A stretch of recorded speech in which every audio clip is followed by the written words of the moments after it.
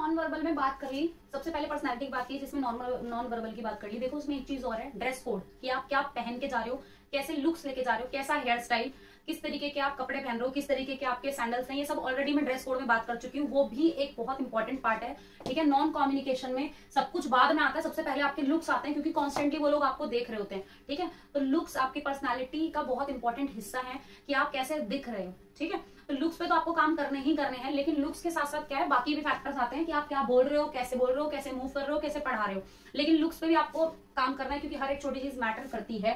ठीक है, तो लुक्स अपना इंपॉर्टेंट लेके चलना, अपना ड्रेस कोड अच्छे से लेके जाना। अब बात है कम्युनिकेशन, जो बहुत इंपॉर्टेंट चीज है एक टीचर के अंदर, कम्युनिकेशन स्किल्स होना बहुत जरूरी है। कम्युनिकेशन में क्या ध्यान रखना है, क्या ध्यान नहीं रखना है, मैंने इसे थोड़ा सा एक्सप्लेन किया, इसको ध्यान से हम देखेंगे। तो सबसे पहले तो कम्युनिकेशन होता क्या है, पहले तो लोगों को कम्युनिकेशन पता ही नहीं है, कई लोगों को डेफिनेशन ही क्लियर नहीं है। बहुत लोग बोलते हैं कम्युनिकेशन ये कम्युनिकेशन वो, लेकिन आधे लोगों को एक्चुअली पता ही नहीं है। मैं समझाती हूँ। कम्युनिकेशन का मतलब है हम अपनी बात दूसरे तक पहुंचाएं, दूसरे की वाली बात हम तक पहुंचे। सिर्फ पहुंचे, आपके क्या आइडियाज हैं, आपके अंदर क्या इंफॉर्मेशन है, आप सामने वाले को क्या देना चाहते हो, आपके क्या इमोशंस हैं, वो आप वर्बली और नॉन वर्बली तरीके से बताते हो। ठीक है, जैसे आप, अब मैंने क्या बोला कि आप बहुत कुछ कम्युनिकेट करोगे बैठ के भी। ठीक है, अगर आपकी पर्सनैलिटी, आपके गेस्चर्स, आपका बहुत कुछ शो करता है कि आप क्या बोल रहे हो, आप क्या हो। ठीक है, आपके फेस के एक्सप्रेशन आपके इमोशंस को शो कर देंगे कि आप डरे हुए हो, घबराए हुए हो, या आपके अंदर कॉन्फिडेंस है, या आप खुश हो, या टेंशन में हो। ठीक है, अब बात चल रही है स्पीकिंग, लिसनिंग, अंडरस्टैंडिंग और रिस्पॉन्सेस का क्या मतलब है।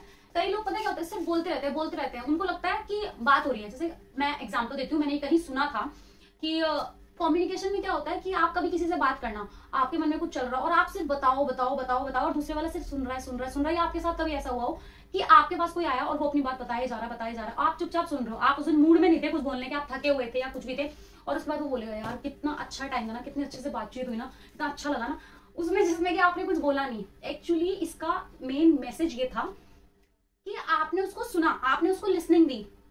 ठीक है, तो बोलने के साथ साथ, स्पीकिंग के साथ साथ लिसनिंग भी बहुत इंपॉर्टेंट हिस्सा है। ठीक है, तो आपको बोलने के साथ साथ सबसे पहले इंटरव्यूअर्स को सुनना है कि वो क्या पूछ रहे हैं, उनका क्या क्वेश्चन है, वो क्या जानना चाहते हैं। ठीक है, तो आपको उनको एक्टिवली सुनना है, सुनकर समझना है कि वो क्या पूछना चाहते हैं। ये नहीं आप जो पहले ही मेंटली दिमाग में प्रिपेयर करके बैठे हो, आंसर वही बोल दिया। आप सुन तो लो, क्या पता वो क्वेश्चन डिफरेंट हो, वो कुछ और पूछना चाहते हो। ठीक है, तो जैसे मेरे से इंटरव्यू में ये पूछा था कि भाई आपके तो अच्छे खासे नंबर थे 12th में, तो तुमने टीचिंग क्यों ऑप्ट की, टीचर क्यों बने, कोई और प्रोफेशन क्यों नहीं चूज किया।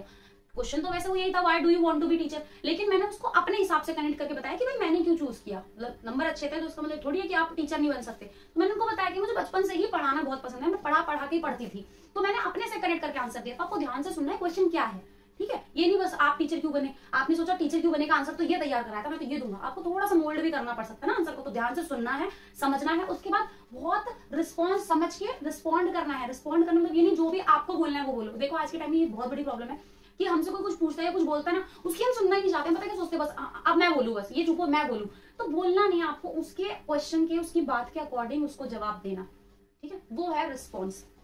तो अभी हम इस पे बात करते हैं, और आप अपने आप को इफेक्टिवली एक्सप्रेस कर पाओ, आप क्या फील कर रहे हो, क्या महसूस करते हो, आप क्या सोचते हो, वो आप अपने आप को एक्सप्रेस कर पाओ। ठीक है, कुछ भी फेक ना लगे कि हाँ आप बना के कुछ बोल रहे हो।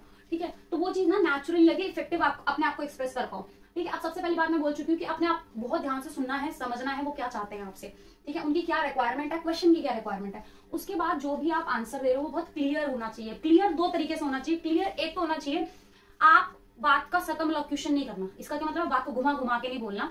ठीक है, आपको जो भी बात बोलनी है डायरेक्ट टू द पॉइंट बोलनी है। जो भी बात बोलनी है कम शब्दों में ज्यादा इफेक्टिव बात बोलनी है, कम शब्द यूज करके ज्यादा भारी भरकम बात बोलनी है, जिसकी बात का वजन हो, जिसके बात का मीनिंग हो, इफेक्ट हो, इम्पैक्ट हो। ठीक है, तो आपको बात बोलनी है क्लियर मतलब जो बात है फोकस उसी पे रखना, जो क्वेश्चन का आंसर है उस पर फोकस रखना है। घुमा घुमा के आपको एक बात के लिए 4 लाइनें यूज करनी पड़ती है, बात एक ही हुई है, कोशिश ऐसी करो एक लाइन में 4 बातें बोल सको। ठीक है, और कॉन्साइज आंसर को हमेशा छोटा रखना है। इंटरव्यू में ना आपका उनके पास टाइम है ना आपके पास टाइम है, आपको कम से कम शब्दों में ज्यादा से ज्यादा बात बोलनी है, आंसर को शॉर्ट रखना है, क्लियर रखना है, सिंपल रखना है, ताकि वो उनको बात सुनते ही समझ आ जाए। और क्लियर दूसरी चीज है कि आपका बोलने का तरीका, कई लोग बोलते हैं ठीक है, इतना तेज बोल जाते समझ ही नहीं आता कुछ लोग इतना धीरे धीरे अपने मुंह के अंदर ही बोल रहे हैं, समझ नहीं आ रहा। तो आपको कोशिश करनी है जो आप बात बोल रहे हो सामने वाले को क्लियर हो, समझ आए, ठीक है। अब जैसे मैं आपको बोलती हूँ, पढ़ाती हूँ, बताती हूँ, तो आप देखा करो मेरे बोलने का हर बार तरीका बदल रहा होता है। कभी मैं बहुत धीरे बोलती हूँ, कभी मैं तेज बोलती हूँ, कभी रुक रुक रुक के बोलती हूँ। तो ये जो है ये सब क्या है, अपनी बात को एम्फोसिस डालना कि कब किस बात को कैसे बोलना है। बात समझ आ रही? ये आपको टीचिंग में भी यूज करना है कि आप ऐसे नहीं आप एक चीज को बोले जा रहे हो, नहीं, आपको तरीका बदलना है। बार बार आपको कब आवाज अप करनी है, कब आपको अपनी आवाज डाउन करनी है, कब थोड़ा सा पॉज लेना है, कब किस पे प्रेशर डालना है बात पे, कब एम्फोसिस डालना है, यही चीजें होती है। ठीक है, तो आपको आंसर शॉर्ट रखना है, क्लियर बोलना है, खुद भी क्लियर बोलना है, आपकी आवाज में क्लैरिटी होनी चाहिए। उसके बाद tailor your answer, tailor your communication according to the interviewers. मैं एक बहुत इंपॉर्टेंट बात बताती हूँ, ध्यान से सुनना इसको।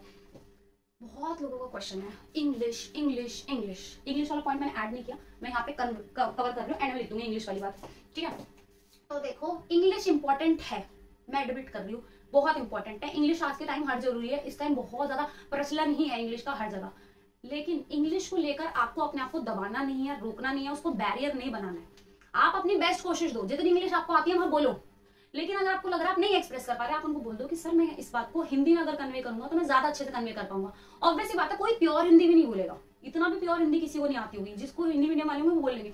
आपको अपने आप को वहां जाके एक्सप्रेस करना है, आपको अपनी बात उन तक पहुंचानी है। जरूरी नहीं है ना कि हर इंग्लिश वाला बंदा बहुत इंटेलिजेंट हो, पता है कई हिंदी मीडियम वाले बच्चों को बहुत नॉलेज होती है, बहुत इंटेलिजेंट होते हैं। तो आप ये बिल्कुल मत सोचो अगर हिंदी आपको आती है, इंग्लिश वीक है तो आप इफेक्टिवली नहीं बता पाओगे। आप अपने अगर नहीं कर पा रहे आप उनको बोल दो कि सर मैं इसको आंसर करना चाहता हूँ हिंदी में। ठीक है, आप उनसे परमिशन लो। ये जो मैं यहाँ पे पॉइंट है, आस्क क्वेश्चन पूछना है, तो क्वेश्चन यही है, आपको वही पूछना है कि मैं सर इसको हिंदी में एक्सप्रेस करना चाहता हूँ, मैं इसको हिंदी में बेहतर तरीके से समझा पाऊंगा, क्या मैं बोलूं? बशर्ते आप मराठी लोग आपका इंटरव्यू ना ले रहे हो, ऐसी जगह पे इंटरव्यू मतलब वो लोग इंटरव्यू ना ले रहे हो जिनको हिंदी खुद ही नहीं आती हो। ठीक है, तो आप तो समझा दोगे, उन्हें तो समझ नहीं आएगा। जब उनको ही नहीं समझ आएगा तो फिर फायदा नहीं है। ठीक है, तो कोशिश ये करना कि मैक्स इंग्लिश ट्राई करो। इंग्लिश नहीं हो पा रही, बाइलिंगुअल चलो, मतलब हिंदी में बोलो लेकिन जो मेन वर्ड्स हैं उनको इंग्लिश में बोलो। ठीक है, ताकि उन्हें समझ आएगा हाँ इंग्लिश की नॉलेज है लेकिन बेटर एक्सप्रेशन के लिए हिंदी में बोल रहा है। बाइलिंगुअल चलने में कोई प्रॉब्लम नहीं है, मैं बार बार बोल रही हूँ। कोशिश पहले इंग्लिश की रखो, नहीं हो पा रहा बाइलिंगुअल रखो, और उनसे पूछ लो कि सर मैं इसको हिंदी में एक्सप्रेस मतलब मैं हिंदी में बाइलिंगुअल आंसर दे दूं, हिंदी में मत बोलना बाइलिंगुअल आंसर दे दूं या हिंदी में दे दूं, बस इतना रखना। ठीक है, तो यही है कि और आप मेरे से क्वेश्चन था कि आपने कैसे दिया था, तो देखो मैंने इंग्लिश के लिए ही प्रिपेयर किया था, लेकिन मैंने ये कहीं किसी वीडियो में रूल्स में पढ़ा था कि इंटरव्यू देते वक्त क्या ध्यान रखना है। अगर इंटरव्यूअर आपसे इंग्लिश में क्वेश्चन पूछ रहा है, आपको इंग्लिश में देना है आंसर, आपसे हिंदी में पूछ रहा है, आपको हिंदी में देना है। वो दोनों लैंग्वेज चेक कर रहे हैं इस तरीके से। ठीक है, बट मैंने ऐसा नहीं किया, उन्होंने इंग्लिश में पूछा और मैंने हिंदी में जवाब दे दिया। ठीक है, या हिंदी में पूछा इंग्लिश में दे दिया हो, ऐसा मतलब कि आपको जिसमें कंफर्टेबल हो पहली बात तो उसमें। तो मैंने तो यही किया था, जब उन्होंने इंग्लिश में पूछा था मैंने इंग्लिश में जवाब दिया, जब हिंदी में पूछा तो मैं बाइलिंगुअल चली, और मुझे खुद भी नहीं पता कैसे इंटरव्यू चल रहा था, मिक्स में चल रहा था, पर मोस्ट ऑफ द आंसर्स मैंने अपनी तरफ से इंग्लिश में दिए क्योंकि उससे मैं कंफर्टेबल थी थोड़ी, मतलब मेरे पास वो जो टर्मिनोलॉजी है वर्ड्स थे वो सही थे, तो मैं अपने आप को बेटर एक्सप्रेस कर पा रही थी इंग्लिश में। ठीक है, उसके बाद बात चल रही है कि जो इंटरव्यूअर की टोन है आपको उसी टोन में बात करना है। पॉजिटिव है तो पॉजिटिव, ह्यूमरस है तो ह्यूमरस। ठीक है, जिस तरीके से वो बात कर रहे हैं आपको भी उसी के तरीके से बात करनी है। पेस जो उनकी पेस है, अब देखो जब मेरा डेमो हुआ था, मैं इसको एग्जांपल देके इसलिए बता रही हूँ कि पहले उन्होंने मुझसे उन्होंने बोला इंटरव्यू के टाइम पे डेमो दो, तो उन्होंने मुझे रोका, फिर बार बार पता क्या कर रहे थे, बार बार मैं बोलूँ पढ़ाना शुरू करूँ, रोक दो, ये नहीं छोड़ो इसको पढ़ाओ, 2 लाइनें 3 लाइनें 4 लाइनें बोलती हूँ और मुझे रोक देते फिर दूसरा पढ़ाओ। तो मैं फ्रस्ट्रेट नहीं हुई, इरिटेट नहीं हुई, मेरा दिमाग ऐसे इतना 570 किलोमीटर स्पीड से जैसे दौड़ता है वैसे मेरा 10,000 थॉट्स पर मिनट के हिसाब से थॉट्स आ रहे थे कि अब इसको ऐसे मोल्ड कर लेती हूँ, इसको ऐसे मोल्ड कर लेती हूँ। तो आपको उनकी स्पेस के हिसाब से, अब उनकी स्पीड थी बार बार डेमो चेंज करने की, वो फटाफट डेमो चेंज कर रहे थे, मैं भी फटाफट डेमो चेंज करवा रही थी, बता रही थी, पढ़ा रही थी। तो उनको पता चल गया ना हाँ भी फ्लेक्सिबल है, क्योंकि मैंने अपने बायोडाटा में फ्लेक्सिबिलिटी का एक पॉइंट डाला था। ठीक है, तो आपको उनकी पेस के हिसाब से, उनके स्टाइल के हिसाब से, वो किस स्टाइल से आपका इंटरव्यू ले रहे हैं। ठीक है, हर किसी का स्टाइल अलग होगा। ठीक है, कोई क्वेश्चन पूछ के लेगा, क्वेश्चन तो सभी पूछेंगे, मतलब किस तरीके से सबका अलग अलग स्टाइल होता है इंटरव्यूअर्स का, तो उसके अकॉर्डिंग जो उनका स्टाइल है उसी स्टाइल में आप जवाब दो। ठीक है, जो वो चाहते हैं आप उसी तरीके से उनको आंसर दो। फिर है क्वेश्चन, आपको कोई चीज समझ नहीं आई है आप उनसे पूछ लो कि सर ये क्वेश्चन आप मुझे एक बार क्या डाउट है ना, आप उनसे पूछ लो कि सर मुझे ना इसमें ये बात समझ नहीं है, आप क्या ये पूछना चाहते हो।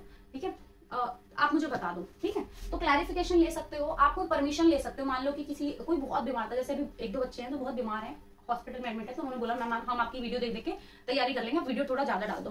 ठीक है, तो मान लो वो डेमो की तैयारी नहीं कर पाए, लेकिन 2 डेमो उन्होंने ऐसे बेस्ट प्रिपेयर कर लिए, अब वो वहां पर गए, उनको टॉपिक कुछ और दे दिया पढ़ाने के लिए। ठीक है, तो वो वहां पर जाके बोल सकते हैं कि सर ये वाला टॉपिक तो मैं प्रिपेयर नहीं करके आया, लेकिन अगर मैंने ये वाला टॉपिक प्रिपेयर किया, अगर आप परमिशन दो तो मैं ये पढ़ा दूं। अगर वो बोले नहीं यही पढ़ाना है, ठीक है, तो फिर उसे ही पढ़ाओ, नहीं तो अगर आपको परमिशन दे देंगे ठीक है जो तैयार करके आया उसे पढ़ाओ, तो वो पढ़ा दो।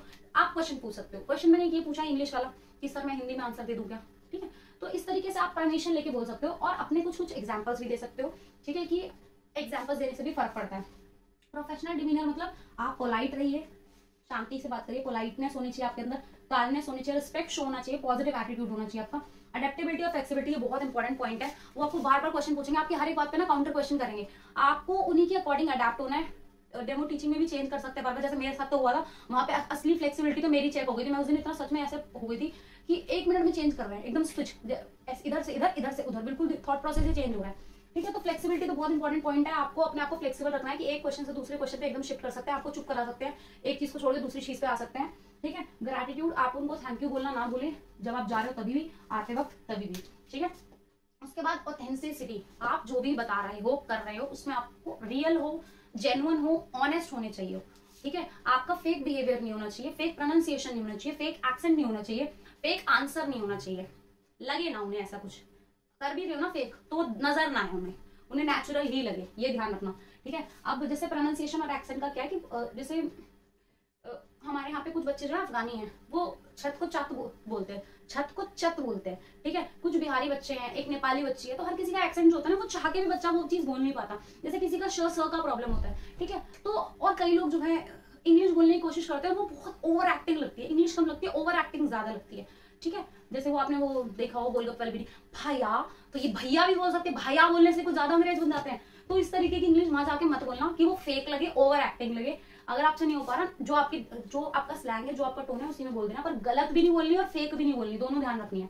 अब है रिस्पॉन्डिंग थॉटफुली, आपको जो भी आंसर देना है सोच समझ के देना है कि इस आंसर से मेरा क्या इंपैक्ट पड़ेगा, इससे क्या काउंटर क्वेश्चन आ सकता है, ठीक है। कम बोलो, सही बोलो, ठीक है, सटीक बोलो, ठीक है। आंसर आपको कैसा देना है, प्रोफेशनल, जो भी आंसर देना है टीचर के नजरिए से देना है, कि एक टीचर होगा तो वो कैसा आंसर देगा, टीचर वाला पर्सनालिटी, टीचर वाला लुक, टीचर वाला आंसर, टीचर वाला बिहेवियर, सब कुछ उस दिन टीचर वाला रखना चाहिए, ठीक है। उसके बाद जैसा देश वैसा देश वाली बात यहाँ पे आ रही है, जॉब ओरिएंटेड, आप जिस जॉब के लिए अप्लाई कर रहे हो, आंसर उसी के अकॉर्डिंग देना है। टीचर के लिए अप्लाई कर रहे हो, आंसर टीचर के अकॉर्डिंग दो, कोई डिटेलिंग में नहीं जाना, बहुत ज्यादा डीप में नहीं बताना कुछ भी, ठीक है, पर्सनल नहीं होना, ठीक है। उसके बाद बात है वॉइस, आपकी जो आवाज है वो लाउड ना हो, काल्म हो, पोलाइट हो, रिस्पेक्टफुल हो। टोन आपको पॉजिटिव सेट करना है, जो भी आप जाते हैं अपना जो रेपो एस्टेब्लिश करोगे, जो टोन होगी वो आपकी पॉजिटिव होनी चाहिए, वॉल्यूम हाई नहीं होनी चाहिए, वॉल्यूम नॉर्मल होनी चाहिए, और क्लैरिटी होनी चाहिए आपकी बात में, टीचर वाला टोन होना चाहिए आपका बात करने का। पेस बहुत फास्ट ना हो, बहुत स्लो ना हो, बहुत तेज नहीं बोलना, बहुत स्लो भी नहीं बोलना कि वो बेचारे वेट कर रहे हैं कि भाई इसका आंसर खत्म हो तो हम इससे काउंटर क्वेश्चन पूछें, इसका आंसर खत्म हो तो इसको हम कुछ और आगे पूछें, ऐसा नहीं होना चाहिए, ना फास्ट बोलना है ना स्लो बोलना है, ठीक है, नॉर्मल बोलना है। उसके बाद है ये सी का ध्यान रखना है, कौन से सी, बात को क्लियर, आपकी जो बात है फोकस रखो अपने आंसर पर, जो मेन पॉइंट्स हैं, आंसर लॉन्ग नहीं होना चाहिए, कंसाइज होना चाहिए, छोटा होना चाहिए, कॉन्फिडेंट होना चाहिए, मतलब आपके आंसर में कॉन्फिडेंस शो होना चाहिए, ठीक है, डर डर के घबरा के नहीं बोलना है, ठीक है। कनेक्ट कर पाओ आप, जो उनका क्वेश्चन है उसी के अकॉर्डिंग आंसर आपको देना है, काल्मली आंसर देना है, आराम से जाओ वहां पे, फ्री हो, मतलब नेचुरली आंसर देना है, वहां पे जाके ईज हो जाओ, घबराओ मत, ठीक है, और स्ट्रेस फ्री हो जाओ, ठीक है। अब ये बात चल रही है यहाँ तक, मुझे लगता है किसी को कोई दिक्कत नहीं है। कम्युनिकेशन में टोन, कैसे बोल रहे हो, क्या बोल रहे हो, कैसी आपकी आवाज है, कैसी आपका बोलने का तरीका है, क्या वे ऑफ स्पीकिंग है, ये सब चीजें कम्युनिकेशन में आती हैं, इनका सबका ध्यान रखना। इंटरव्यूअर्स के अकॉर्डिंग अपना रिस्पांस देना, ध्यान से सुन के रिस्पांस करना, कहीं दिक्कत लगे तो आप उनको क्लैरिफिकेशन के लिए पूछ लेना, कुछ भी है तो आप उनसे परमिशन ले लो, पूछ लो, ठीक है। और क्वेश्चन पूछने का मतलब ये नहीं है आप उन्हीं से वहीं पे सवाल जवाब करने लग जाओ, वो इंटरव्यू आपका ले रहे हैं, आप उनका इंटरव्यू नहीं ले रहे, ठीक है। दूसरी चीज क्या थी कि आपको अपना बिहेवियर कैसा रखना है, और ये सभी चीजें हैं जो आपको वहां पे ध्यान रखना है। पॉइंट याद आया था, मेरे दिमाग में नहीं आ रहा, जब दिमाग में आएगा एडिट करते वक्त उसको पॉइंट को लिख दूंगी, ठीक है। और अगर आपको आंसर नहीं आता तो प्लीज बड़े तमीज से, बहुत प्यार से, बहुत पोलाइटली उनको बोल देना, sir I don't know about this answer, या आई एम नॉट इंटरेस्टेड वाला एरिया, या फिर जो आई एम नॉट इंटरेस्टेड तो नहीं, आप ये बोल सकते हो I don't have too much knowledge, या I don't have much idea about this, ठीक है, मुझे इसका ज्यादा आइडिया नहीं है और इसके बारे में मुझे पता नहीं है, पर मैं इसके बारे में घर जाके पता करूंगा, पढ़ूंगा, तो आप नेक्स्ट क्वेश्चन पूछ लो। या आप अगर वो बताने में इंटरेस्टेड हो तो सुन लेना, कई बार क्या होता है वो भी समझाने लग जाते हैं, तो उनकी बात चुपचाप सुन लेना, हाँ ठीक है, और इज्जत से पोलाइटली उनको रिस्पॉन्ड भी करना है, हाँ आप उनके आंसर सुनने में जेन्युइनली इंटरेस्टेड हो, जानना चाह रहे हो, ठीक है। अब हम बात करेंगे दो फैक्टर्स पर और, ठीक है।